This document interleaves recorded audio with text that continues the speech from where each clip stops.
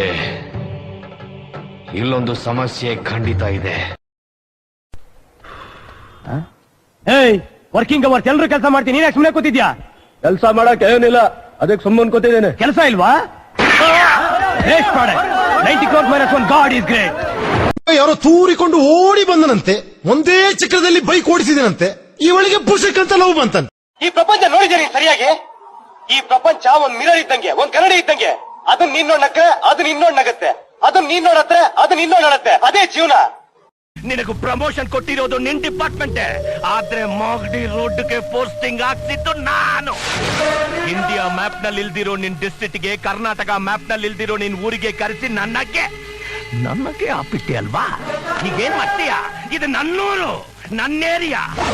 ನಾನು ಬೆಂಗಳೂರಿನಲ್ಲಿ ಗುಡುಗಿದ್ರೆ ಉಡುಪಿ ಮಂಗಳೂರು ಹಾರ್ಬರ್ ನಡುಗೋಗುತ್ತೆ. ಕೈ ಎತ್ತಿ ತಗ್ದ ಅಂದ್ರೆ ರಿಯಲ್ ಎಸ್ಟೇಟ್ ಎಗುರೋಗುತ್ತೆ. ಇದು ಆರುಮುಖ ಕೊಟ್ಟೆ ಕಣೋ. ಪ್ರಮಾಣ ಮಾಡಿ ಮುಟ್ಟು ನೋಡು, ಬಹಳ ಪವರ್ಫುಲ್ ಗಣೇಶ ಇದು. ನೋಡಿ, ಇದೇ ತರ ಸುಳ್ಳು ಪ್ರಮಾಣ ಮಾಡಿದಕ್ಕೆ ಅವ್ನು ಕಾಲ್ ಬಿದ್ದೋಗಿದೆ. ನೋಡಿ, ನನ್ನ ಹುಚ್ಚಿರ್ಕೊಂಡು ಮಾಡ್ತಾ ಇದ್ದ ನೋಡು. ಮಾಡು, ಮುಟ್ಟು ಪ್ರಮಾಣ ಮಾಡು. ಇದೆಲ್ಲ ಯಾಕಣ್ಣ? ಎಲ್ಲೋ ಸಣ್ಣ ಪುಟ್ಟ ತಪ್ಪು ಮಾಡಿದ್ದೀನಣ್ಣ. ಮಾಡಿದ್ಯಾ?